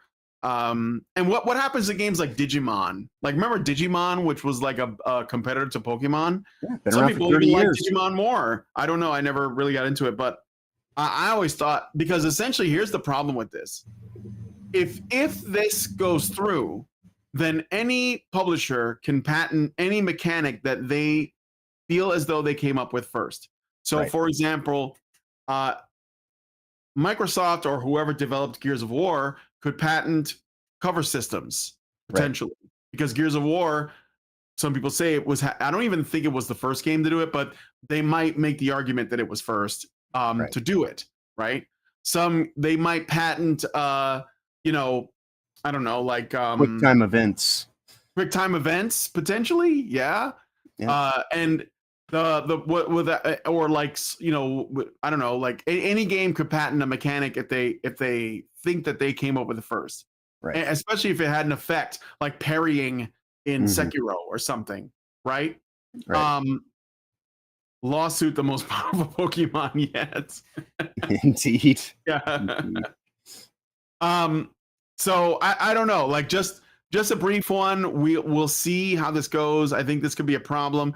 Some legal experts and industry commentators have expressed worry the patent could stifle creativity and threaten other games that also have summoning mechanics. Yes, like Final Fantasy, where you had like summons. In fact, I think Final Fantasy's summons are older than Pokemon. I know they are, because Final Fantasy is an older game. Or Diablo, where you have like necromancers and they call like, skeleton warriors or whatever.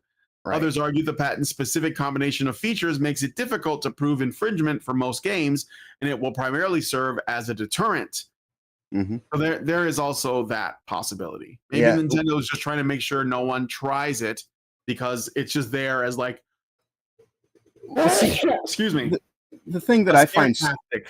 Yeah. right, the thing I find strange about it is, this is almost in a way, to just kind of give it somewhat of a metaphor of thought of, you come up with a bread recipe and you want to, rather than try to hold on to your recipe, you just simply flat out state that no one else is now allowed to make bread. And it's like, dude, you want to have, like, a little bit of pizzazz in your whatever, in the context of your recipe. Fine, all well and good, but just because someone makes something else that involves some of those ingredients doesn't mean that they're preventing you from actually being able to have the thing that sets you apart. And so, yeah, like, I think everybody should be able to tweak the recipe to their own sensibilities and the flavor profile they're going for, and that ultimately is what is going to actually distinguish one from the other, not just the concept of, oh, you did this, so now no one else is allowed to.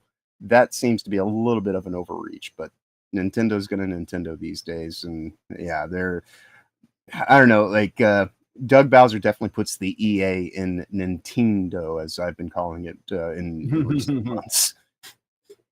Yeah.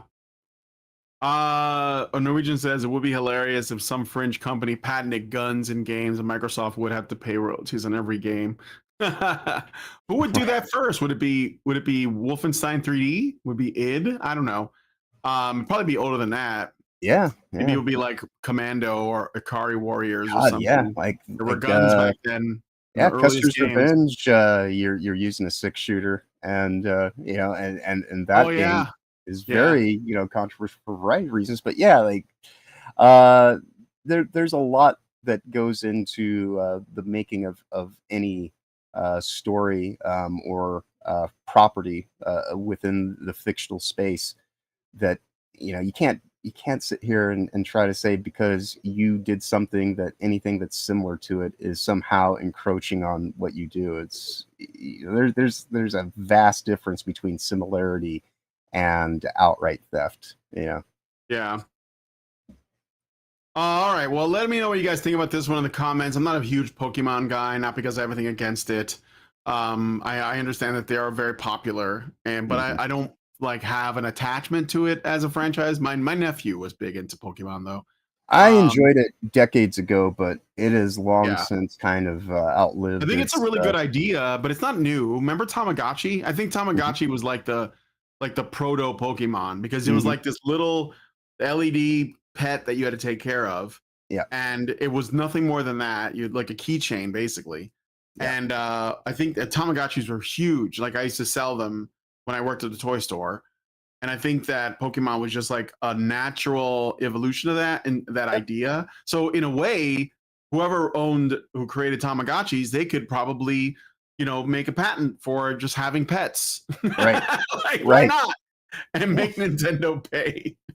I don't know if that company still exists. All right. So let's move on to the next one. Let me know what you guys think about this one in the comments. All right. Randy Pitchford is crashing out the Aww. over Borderlands 4's troubled launch on September 10th. The game, which was built on Unreal Engine 5, has been hammered for poor PC optimization, stuttering, frame drops, and hitching even on high-end rigs like RTX 5090s at 1080p or 1440p, with console versions suffering progressive performance degradation after hours of play. Suspected memory leaks and no FOV slider, that's field of view. Steam reviews it at mixed, 65% positive from 21,000 plus users, and tech analyses from Digital Foundry highlight inconsistencies that undercut the game's stylized visuals. Pitchford's response? A torrent of defensive X posts under @DuvalMagic dismissing the complaints as overblown, blaming premium gamers on potato PCs or unrealistic expectations, and suggesting workarounds like quitting/restarting sessions or tweaking settings. One anonymous tip to set fog to off, an option that doesn't exist, drew mockery. So he even suggested you do things in your game that you can't do. Can't even do, yeah. He escalated by telling critics to, quote, code your own engine and show us how it's done, end quote, claiming performance tickets are less than 1% of 1% of players and urging unhappy buyers to Steam refund or wait for cheaper hardware / deeper discounts. This Twitter crash out has amplified existing resentment, with fans and devs like Baldur's Gate 3's publishing director Michael Deuce pitying Gearbox's team for working under Pitchford's shadow, calling his outburst a chilling effect on morale. Yeah, I bet it is. Even Take-Two CEO Strauss Zelnick has acknowledged Pitchford's big personality but deliberate but risky. Community sentiment on Reddit, X, and Steam boils over into boycott calls, review bombing, and memes roasting him as a narcissist or echo chamber, with videos like "You don't hate Randy Pitchford enough" going viral.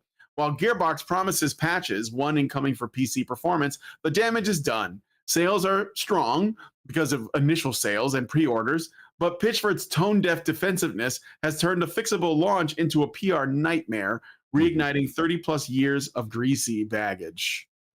Yeah. And look, I liked Borderlands a lot. I played the first and second ones a lot with my friends because I like the 4-player co-op was like the big thing about Borderlands that I enjoyed. But and even played the pre-sequel, which wasn't as bad as some people were saying. It's not as strong as the first two. But Borderlands 3, which I did get, I just did not enjoy as much. And I was kind of like done because I didn't have anybody to play with anymore. And so I just kind of like walked away from it. So I mean, like I had no interest in getting Borderlands 4 anyway, just because like, I had already like gotten over it. But this isn't helping. This is not how you treat your customers. So the last bit of interest I had anything to do with Borderlands was Blood Dragon. And after that, like they just completely went into an ideology-based departure of the gay wedding DLC for Borderlands. So you couldn't gift me that game, because I wouldn't accept it. I'd be like, I appreciate what you're doing here, but unless you're trying to just do this as a way to kind of get at me, I appreciate the sentiment, but I will never use this. So let me just spare you the expense. And I'm just going to say no, thank you. Thanks for the fruitcake, but no, I'm not going to eat it. Thanks, but no thanks. Right. Yeah, for sure. Yeah, I just thought it was funny. Masagoa says part of Borderlands 4's problem is 2 DRMs. They are running Denuvo and their own in-house DRM that I forgot the name of. The performance was always going to be tight, but to stack 2 DRMs further decimates their performance. Digital Foundry says console version has a memory leak. Yeah, I heard that as well. Well, again, if it's an issue and it's your fault and you know what it is, or you can at least figure it out, I think that the best way forward is not to say that the gamers just have shitty PCs, because that's really like the last thing you want to say, because unfortunately not everyone can afford whatever the most high-end space computer is, and they want to be able to play the games. So you should probably make something that isn't like at the cutting edge of the cutting edge, but I don't even think that's the issue. It seems to me that it's poorly optimized and you need to fix it. And the first thing to do that is, what did I say before? I don't know. I was wrong. That's it. People will respect you a lot for that. I mean, look at games that have redeemed themselves because they said, I don't know, or I was wrong. And they tried to fix it. What is it? Lords of the Fallen, when they sort of remade it or from the ground up, rebuilt it. Helldivers 2 is another example. And I'm sure that you guys can give me some examples of games that redeem No themselves. Man's Sky is probably the biggest redemption. No Man's Sky is the biggest one, actually. Yeah, that's a good point. Yeah. Do you guys not have phones? Yeah. Right. To a lesser extent, the No Man's Sky, I would even say that Cyberpunk 2077 definitely went about. Yes, Cyberpunk 2077 too. Yes, that's right. They did. Thank you for bringing that one up. Let's see what else. Yeah, Robert Johnson says No Man's Sky and then Cyberpunk 2077. Yes, and that's it. It's really not hard. Okay, I got a Rumble rant from Xeranx, gives us a $2. Thank you, Xeranx, and says the baby eggs we got in health class preceded Tamagotchis, or however it's Right. spelled. Yes, there is that. All right. So yeah, I mean, like RIP Borderlands franchise. I think that's the end of that one. And those guys Yeah. already dropped the ball on like Duke Nukem. Remember they were supposed to be giving us a Duke Nukem game, or no, it wasn't Duke Nukem. It was the Alien. Oh, it was Duke Nukem, but there was an Aliens Colonial Marines game that they were making that turned out to be like absolute shit because of one. I think it was one error in the code that just killed the whole game. Right. Since then, I think somebody patched it, or there was a mod or something that fixed it. But yeah, it's too late now. So yeah, and bit if of you want a humility good goes a long Colonial way. Marines game, Aliens Fireteam exists. Yeah, that's right. Aliens Fireteam, which is pretty good. I played a little bit of it.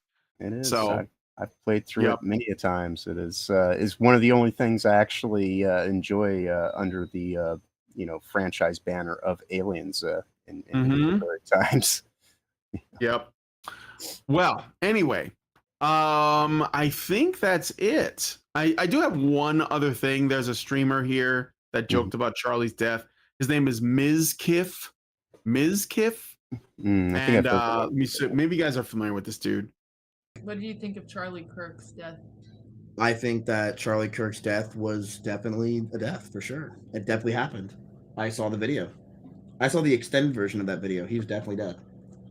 But yeah, I'm glad he's dead. I'm just kidding. Or am I? No, I'm kidding. Am I? I don't. I'm just What do you What a piece Old of shit. strategy, Cotton. Yeah. So he's been banned for 7 days. You know, it's funny that these bans only go for like 7 days. Didn't like guys like Alex Jones and Stefan Molyneux and so many others, like even Nick Fuentes. I don't think he's ever joked about anyone's death, but they like permanently get banned everywhere. Right. He should have quit while he was behind. Yeah. According to Google AI, Cyberpunk optimal specs for 1.0 required RTX cars that weren't on the market yet. Yeah, that was a bit ambitious on their part, bit of a misstep. But okay, so yeah, so that was a demon, and I could show more demons, but we're at about time, so I'm going to stop there. All right, so John, thank you guys for coming on the show. John, what are you going to be doing this week? Let's see. Well, obviously tomorrow, I will be doing a Time in Red Dwarf in Space on WTF Live. We are going to be getting into a couple more episodes from season 4, and if we hit certain goals, it might turn into a Jackbox game, which we've been starting to do in recent weeks. And that tends to be really fun. Throughout the week, you can always find me there on that channel at 9 a.m. Eastern on Sundays, Tuesdays, and Thursdays. Otherwise, you can also find me throughout the week over on Toasty's channel at 8 p.m. Eastern on Tuesdays, Thursdays, and Fridays. And of course, here every weekend with you at this time. But thank you, everybody, for taking time out of your day to spend with us, listen to us have a little bit more in-depth conversation on all these things that have kind of been taking place over the last couple of weeks. It's good to have you back. It was nice having a couple of weeks off. I hope you had a fun time traveling. And I believe yesterday was your birthday, so happy birthday to you as well, sir. Just always a great time being here with you. But with that said, safe travels ahead. Y'all have a wonderful weekend going forward. Of course, be awesome as always. Right, and I got one last Romo rant right under the wire there. From NovaFan21, he says Hassan will be testifying for Twitch. This will be great. We'll try to cover it next week. Thanks, guys, for coming on the show. Really appreciate you so much. You have no idea. If you guys like this video, please hit like, subscribe if you're not already subscribed, hit the bell for notifications, leave us a comment. Let us know what you guys think about what we discussed on the show today, and please, please, please share this video because sharing is caring. Thank you guys so much for coming on today's episode of The Week in Culture, and we'll talk to you all in the next one. Long live Vivian. With the glass ceiling broken, all the oppressed groups shall prosper, especially the most oppressed group of all, gamers. I want people in the industry to be a little bit louder about people being mean to other people. And maybe say it's not a good thing. Yeah.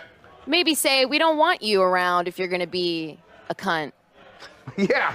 And hateful. And that the games industry is diverse naturally. Not because anyone's making them be diverse. Because the world is diverse, you stupid motherfucker. And if you have a problem with that, come fight me. Physically. Bitch. Has anyone taken you up on that yet? No, because they're all pussies. Yep. Down here, salt is a way of life. Obviously, the environment down here is all salt. The ceiling's salt, the floor is salt, the walls are salt, and to an extent, the air is salt. And you breathe that in, and you can constantly taste the salt.